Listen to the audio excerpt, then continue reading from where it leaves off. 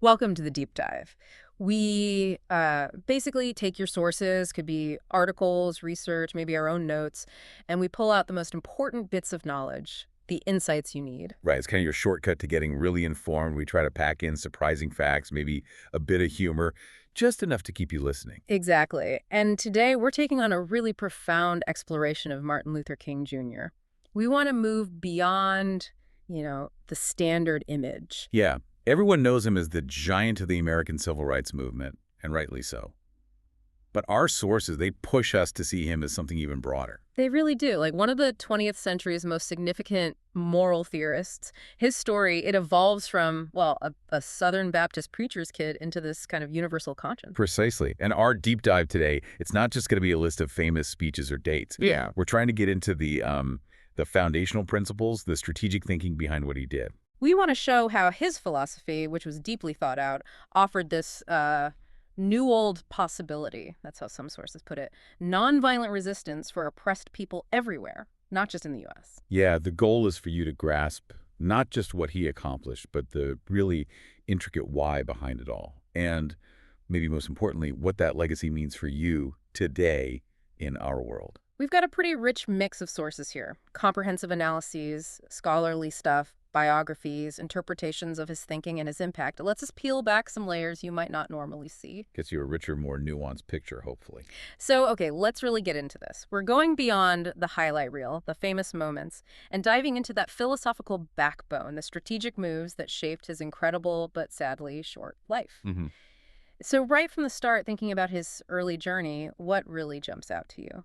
Well, beyond those iconic images we all carry, what really set King apart, I think, was the sheer depth of his intellectual development, his grounding. Yeah, let's start there. His early life, his education, this really laid the groundwork, didn't it, for these revolutionary ideas he'd later champion. Absolutely. He was born Michael King, January 15, 1929, in Atlanta. But there's this really significant, almost prophetic shift early on. You're talking about the name change. Exactly. Yeah. Our sources detail how his father, Michael King Sr., went on this trip to Germany, a spiritual journey, really, and he was so moved by Martin Luther, the Protestant Reformation leader, Right. that he decided to change his own name and his 5-year-old son's name to Martin Luther. Wow. So it wasn't just a whim. It was like embedding a legacy into his name from childhood. Pretty much. It imbued him, as the sources say, with a religious revolution heritage. It's an extraordinary detail, suggesting King Sr. saw this path, this destiny almost, tied to challenging the status quo. And even as a kid, it seems like he had this natural ability. The sources talk about his powerful voice, his narrative skill, developed listening to his mother's Bible stories. Yeah, they mentioned he could make people cry just singing in the church choir. Even then, this natural charisma, this power to communicate, it was already there. It would define his public life, wouldn't it? No question. And from that deep spiritual root, his intellectual path just took off really fast. He starts Morehouse College at 15. 15. Highly unusual. Yeah. And he chooses sociology. It wasn't just about getting a degree. Morehouse is where those seeds of his social justice philosophy really started to, well, sprout. And he wrote that essay, right? The Purpose of Education for the campus paper. The Rune Tiger, yeah. And it wasn't just some abstract assignment. He's arguing passionately that education has to be both moral and instrumental. Meaning? Meaning it's not just about job skills. It's fundamentally about building character, ethical grounding, critical thinking. Yeah. That was core for him right from the start. That focus on moral education, it feels like a thread running through his whole life. It wasn't just about changing laws later on, was it? It was about changing people, hearts and minds. Exactly. He always fought for a higher ideal, not just against injustice. And it started right there, with the purpose of learning itself. And Morehouse was also crucial, because that's where he first really encountered Gandhi. Through Benjamin Mays. Through President Benjamin Mays' Tuesday sermons. Yeah. Mays was a major figure himself, scholar, advocate. He often talked about Gandhi's nonviolent resistance. So King gets introduced to this powerful idea way before it becomes his signature method. Our sources also point to something else at Morehouse, more personal. These dialogues he had with white student friends. The idea of sanding down prejudices. Yeah, not just intellectual ones, but the emotional stuff, too. It suggests these weren't just debates, but real human connection across the racial divide. That must have shaped his belief in empathy later on. Undoubtedly. That humanizing effect of real interaction, Yeah. it's deeply formative. So from Morehouse, he keeps climbing academically, graduates top of his class at Crozer Theological Seminary. Right. But Boston University, that's where he really locks in the core philosophy, studying American personalism under guys like Edgar Brightman and L. Harold DeWolf. Okay, personalism. Let's unpack that because it sounds academic, but it seems crucial to understanding King. It really is. Yeah. It wasn't just another subject for him. It became the bedrock of his worldview.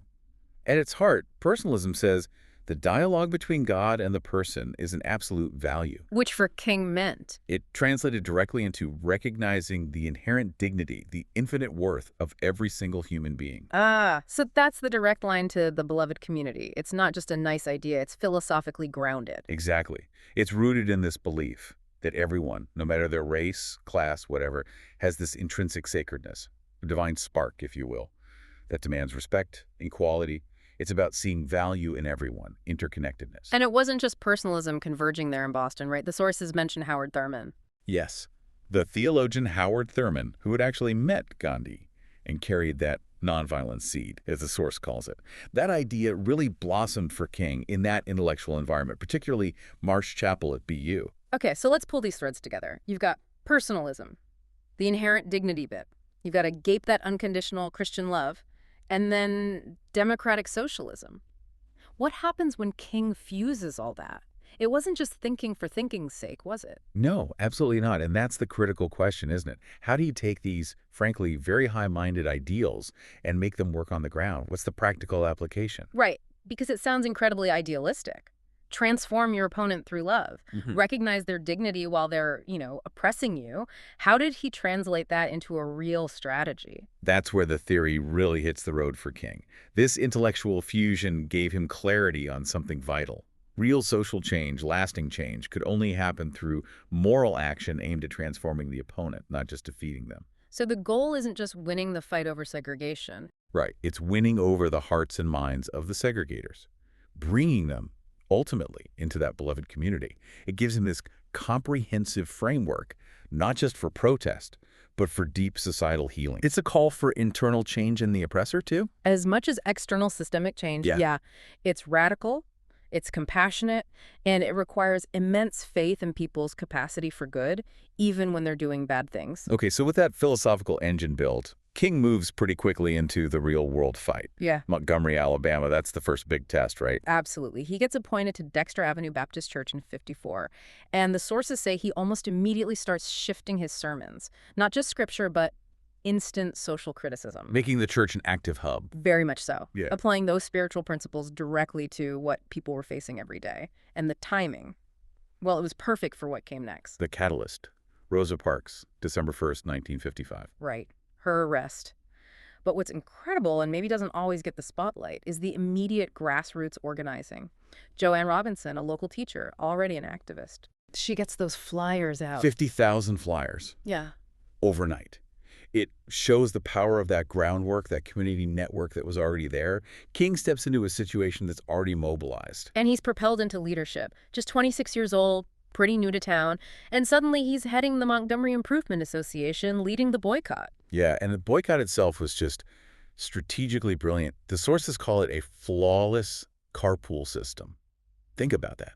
For 13 months, 13 months. over 30,000 people boycotting the buses every day. They organized this massive carpool network, volunteer drivers, communication, everything. Rain or shine, people walked, carpooled, hitched rides.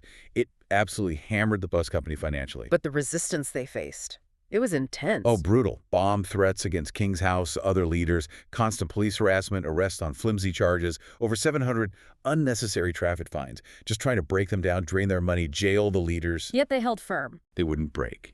The unity, the resilience of the black community there was just this undeniable force. And it worked. The legal win came November 13, 1956, Browder v. Gale. Bus segregation ruled unconstitutional. That's huge. The first major breach in Jim Crow, the sources call it. It really was. And that victory, legal and moral, it absolutely catapulted King onto the national stage. He wasn't just a local minister anymore. So Montgomery is this huge success. What's the next step? How does he build on that? He immediately looks to institutionalize it, right? Yeah. To build something lasting. In 1957, he co-founds the Southern Christian Leadership Conference, the SCLC. The institutional memory of liberation. I like that phrase from the sources. That's good, isn't it? The idea was to take the Montgomery model, nonviolent direct action, and spread it. The SCLC turned over 100 churches all across the South, from Alabama to Virginia, into these academies of nonviolent protest. Using the church network as the structure. Genius. Leverage what you have, right? Existing community centers. But their first big test with this wider structure, the Albany movement in Georgia, 61, 62, that didn't go quite as smoothly. Why not? What happened in Albany? Well, the police chief there, Laurie Pritchett, he was smart in a way. He used what the sources call strategic soft power. No big brutal displays like you'd see later. So less ammunition for the media. Exactly. He'd arrest King and the others, but then quietly arrange for their bail to be paid, release them quickly, keep the jails from overflowing, avoid creating martyrs, dampen the national outrage King often relied on. It was a different challenge. Interesting. So Albany didn't achieve the immediate desegregation wins. Not in the short term, no. But the sources say it was crucial learning for King. Absolutely vital. It taught him how mass arrests could be, well, manipulated by savvy opponents. But it also helped him figure out how to calibrate the pressure. He realized that shocking, overt brutality, if publicized effectively, was a powerful lever for forcing the federal government to step in. So Albany was kind of a dress rehearsal, sharpening the strategy of his voice. Or Birmingham, exactly. 1963. Project C. The C stood for confrontation. This was deliberate, meticulously planned with Fred Shuttlesworth. They knew they needed to provoke a reaction there. They did. They needed to expose the raw brutality of segregation to the nation and the world. And Bull Connor, Birmingham's public safety commissioner, he obliged. The dogs, the fire hoses, even on children. Horrifying scenes. And they weren't just local news. They were broadcast nationally, internationally. That put incredible pressure on the Kennedy administration. You can imagine during the Cold War, America trying to sell democracy. And then these images come out. Yeah. Undermines the whole narrative. Totally. It hit America's image hard on the global stage. And it's during this time, while he's arrested in Birmingham, April 63, that he writes the letter from Birmingham jail. Yes. Not just a letter, really. It's this profound defense of civil disobedience, a theological argument, written on scraps of paper smuggled out. Its core message being, justice too long delayed is justice denied. It was a powerful rebuke to those white moderates saying, wait, go slow. King argued waiting was injustice. He laid out this compelling case for why morally you have to disobey unjust laws. Now, not later. became a foundational text, didn't it? Absolutely. For civil rights movements everywhere. And the impact of Birmingham overall, the confrontation, the images, King's letter, it was immense. It became the psychological engine, as our sources put it, behind the 1964 Civil Rights Act. It created that undeniable mandate for federal action. Congress couldn't ignore it anymore. Strategic confrontation turned into real landmark legislation. So with that momentum, you get the March on Washington, August 28, 1963. An incredible logistical feat. Bayard Rustin, A. Philip Randolph, these veteran organizers, they pull it off. 250,000 people, black, white, together at the Lincoln Memorial. A powerful picture of unity. And we shouldn't forget the women, right? Dorothy Height, Anna Arnold Hedgeman, Ella Baker. Their work behind the scenes was critical. Absolutely essential. Organizing, fundraising, mobilizing. Their contributions were immense, even if they weren't always the ones at the podium. A reminder of the diverse leadership. What strikes me from the sources, though, is the tension around the march. We remember the dream, but there was real anxiety. Oh, yeah. Huge security presence. Nearly 6,000 police, 2,000 National Guard. They even banned alcohol sales in D.C. that day. Everyone was holding their breath, hoping it would remain peaceful and the message wouldn't get lost. And then King delivers that speech, "I have a dream." And famously, the most powerful part, the dream section itself, was improvised, spurred on by Mahalia Jackson shouting, "Tell them about the dream, Martin." Amazing. He just took flight. He wove together the Constitution, the Declaration of Independence, biblical imagery, turned it into this soaring musical declaration of freedom. That vision of being judged by the content of their character, it just transcended the moment, didn't it? It spoke to something universal, a deep yearning for equality. That's why it endures. So King's influence is clearly growing, moving beyond just the South. He starts linking civil rights to peace, poverty, global issues. Right, which leads to the Nobel Peace Prize in 1964, December 10th, Oslo University. And his speech there wasn't just about the U.S., was it? Not at all. He made this powerful statement. Our scientific power has outrun our moral maturity. He called civilization itself the antithesis to violence. It was a critique of humanity's direction, really, a global call. He called for a worldwide war on poverty, too. He did. And connecting it back, he said, the path from Montgomery to Oslo is the most concrete testimony that humanity can live as brothers. He accepted it not just for himself, but for all those anonymous, selfless individuals underground, the grassroots activists. At 35, the youngest American Nobel laureate then, he really used that platform. He transformed it, the sources say, into a politics of conscience. He was setting a global agenda, connecting the dots between different forms of injustice worldwide. Then, 1965, Selma. The focus shifts squarely to voting rights. And again, the strategy involves bringing the reality of the struggle into people's homes. Bloody Sunday, Edmund Pettus Bridge. Those images. State troopers with whips, tear gas beating peaceful marchers. Broadcast on TV. Horrifying. But it galvanized the nation. The initial march attempt, led by Hosea Williams and a very young John Lewis, faced that brutality head-on. But they persisted. They did. Got federal court permission, restarted the march on March 21st, this time with National Guard protection ordered by LBJ. And the sources mention Harry Belafonte doing concerts along the route. Yeah, boosting morale in the villages they passed through. Made it a journey, not just a protest. Finally, 25,000 people arrive in Montgomery. King gives that powerful how long, not long speech. And the impact? Direct and transformative. The Voting Rights Act, signed August 6, 1965, our sources call it a legal earthquake for places like Selma, where almost no black citizens could register before. A clear victory from nonviolent confrontation. So after these huge Southern victories, King turns his attention north. Chicago, 1966. Why? He recognized that racism wasn't just about Jim Crow laws. He wanted to tackle the more invisible racism of the North: economic exploitation, housing discrimination, systemic issues. So he moves his family into a Lawndale ghetto apartment. Yeah, deliberately, to experience it, understand it. He focused on the contract selling housing scam. Black families charged huge prices, no equity, trapped in terrible conditions, rats, no heat. It was about economic injustice, not just lunch counters. And he found the resistance just as ugly. In some ways, maybe more shocking to him personally. Getting hit by a stone during a march in Marquette Park, he said it felt as cruel as the bullies in Birmingham.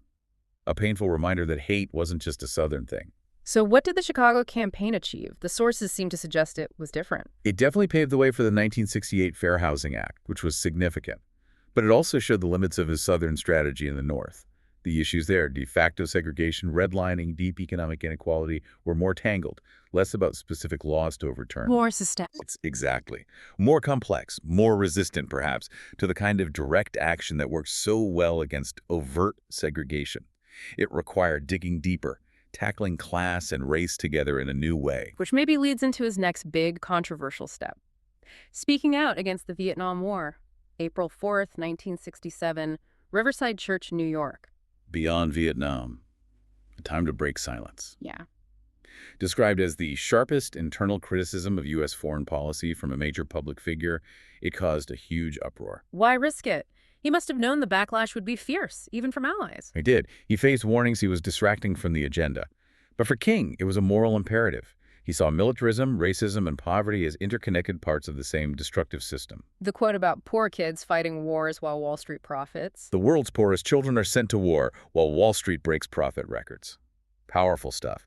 He was saying you couldn't fight for justice at home while supporting injustice abroad. It cost him support, yes press, NAACP. Others criticized him fiercely. But it cemented his commitment to global justice. Absolutely. And it laid the ideological groundwork for his final major initiative, the Poor People's Campaign. Right, 1968, what was the core idea there? An economic bill of rights for everyone. He envisioned this massive multiracial coalition, poor whites, Native Americans, Latinos, black people coming together in D.C. Resurrection City. Yeah, that temporary settlement near the Lincoln Memorial, 15 acres, a visible symbol of their demand for economic justice. And the outcome? It didn't achieve the full radical economic restructuring King dreamed of, especially after his death. But those 6 weeks of protests, often in mud and rain, did lead to tangible gains, like expanding federal food programs. It put poverty on the national agenda forcefully. Integrated class justice with racial equality. That was the vision. And the Memphis sanitation workers strike, happening right around then with those "I'm a man" signs. Yeah. That was the labor struggle, deeply connected to this broader economic vision, dignity and economic rights intertwined. Which brings us to Memphis and that final haunting speech. I've been to the mountaintop, April 3rd. Delivered with such power, Yeah. such presence, it felt almost complete, tragically, when the shot rang out the next day. April 4th, 1968, from the Lorraine Motel balcony. He was only 39. Unbelievable. But, as the sources point out, the Memphis strike, the reason he was there, it was won just 12 days later. A powerful, immediate sign that his work, his sacrifice, wasn't in vain. The movement had its own momentum. So his life is cut short, but the legacy, it's huge, obviously, but also complex, right? There are controversies, shadows. Definitely. And one of the darkest shadows is COINTELPRO, the FBI's campaign against him. It started back in '63 and, incredibly, continued even after he died. J. Edgar Hoover personally targeting him. Direct orders. Label him a communist. A deliberate campaign of character assassination to undermine him. And the wiretaps, approved by Robert Kennedy. Yes, extending right into his hotel rooms. They were searching for anything affairs, scandals. They even reportedly sent anonymous letters trying to push him towards suicide. It's chilling. And those tapes are still sealed until 2027. That's the plan. There was a push by the DOJ to release them early, 2025, but the SCLC, King's family, they opposed it, worried about historical darkening, how curated, biased material could distort his image. So it's still a live issue, a second murder file, some call it. Yeah, focused on killing his reputation. It shows the incredible pressure he was under, even from his own government. Then there's the academic side, the questions about his doctoral thesis from the 90s. Right. Boston University looked into it, found what they called intense text quotation, basically plagiarism concerns. It sparked a lot of debate about academic ethics, his creative referencing. The BU didn't revoke the degree. No, they acknowledged original contributions, considered the context of the times, but it definitely led to academic discussions. However, the sources are really clear. These debates, while important in academic circles, they don't diminish his actual undeniable achievements in social justice. They're footnotes, really, to the main story. So setting those complexities aside, what is the core legacy that endures? What's the main takeaway? Fundamentally, he's remembered for that beloved community ideal. He took that idea from Josiah Royce, but then synthesized it, blended it with Gandhi's Satyagraha, that truth force, soul force idea, Right. with Christian agape love, and crucially with the promises of the American Constitution. He held America accountable to its own ideals. And that nonviolent resistance approach, it spread globally. Massively. You see echoes of it everywhere. Poland's solidarity movement, South Africa's anti-apartheid struggle, the Arab Spring, Black Lives Matter. His methods, his philosophy, they keep proving relevant, adaptable. It was a call for global moral responsibility. A shared home built on justice. Yeah. But it's also, a dynamic legacy. His work prompted critiques within the Black freedom movement, too, Black power advocates saying he was too compromising. And current analyses of structural racism build on, but also push beyond, his framework. It's an ongoing conversation. Which keeps it alive, keeps it relevant. Treats this dynamic intellectual space, as one source puts it. It's not a closed book. And Martin Luther King Jr. Day itself, third Monday in January, it's more than just a holiday. It should be, yeah. An opportunity for real civic education. To remember his final warning, really, that global choice between nonviolent brotherhood or common annihilation. So what does this all mean for you, listening right now? Thinking about King's life isn't just history. It's about us now. How do we use creative, nonviolent ways to tackle injustice today in our own lives, our communities? King said it best. The arc of the moral universe may be long, but it bends toward justice. Which raises that crucial question, doesn't it? If that arc bends toward justice, well, who's doing the bending? The responsibility ultimately falls to us, right? We on our time. Yeah. So thinking back over everything we've discussed, what stands out to you? What part of this deep dive might spark some action, some thought about how you can contribute to bending that arc right here, right now? Something to reflect on. How are we as individuals, as communities, actively playing our part in bending that arc today? Thanks for joining us on this deep dive into the life and legacy of Martin Luther King Jr.